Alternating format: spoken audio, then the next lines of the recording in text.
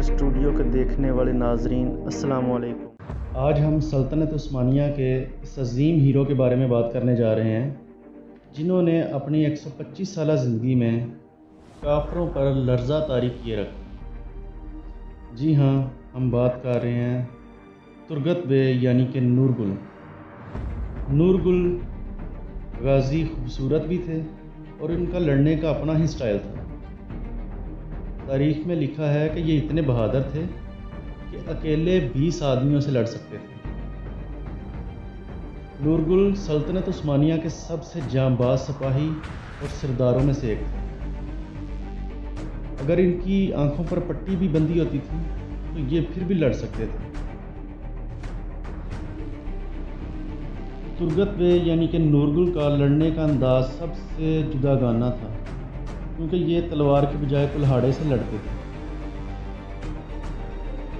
نورگل خوبصورت کلہاڑے والے طاقتور ترین جنگجو کے نام سے سلطنت عثمانیہ کے سب سے سپہ سالار تھے اور ان کا انتقال 126 سال کی عمر میں عین میدان جنگ میں ہوا تھا۔ ترگت بے یعنی کہ نورگل سلطنت عثمانیہ کے سب سے جانباز سپاہی اور سرداروں میں سے ایک تھے۔ آپ ارطغرل کے سب سے قریبی ساتھیوں میں شمار کیے جاتے تھے۔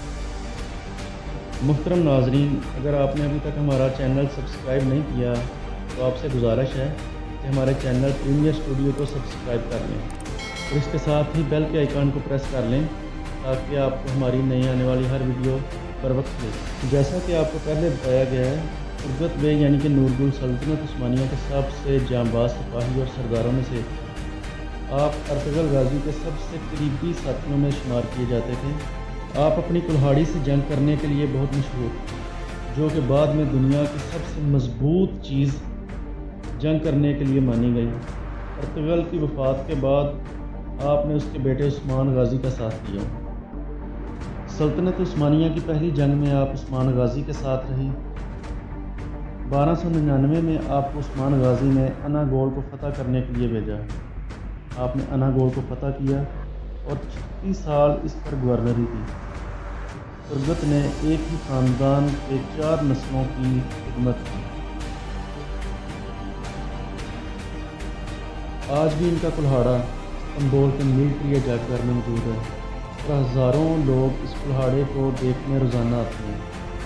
ارطغرل غازی کا سب سے وفادار ساتھی ترگت بے، جو کہ بچپن میں ایک منگولی یلغار کی وجہ سے والدین سے بچھڑ گیا تھا، اناطولیہ آیا اور یوں اس نے 1 صدی سے زیادہ عمر پا کر سینکڑوں جنگوں میں اسلام کی 125 سال کی عمر میں ایک قلعہ کو فتح کرنے کے دوران اس حال میں شہید ہوئے کہ ایک ہاتھ میں کلہاڑی تھی اور سارا جسم لہو لہان۔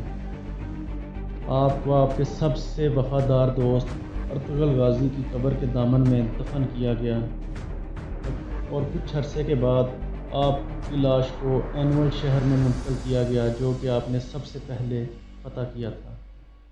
معزز ناظرین، اگر آپ کو یہ ویڈیو پسند آئی ہے تو برائے مہربانی اس ویڈیو کو لائک کیجیے اور شیئر کیجیے۔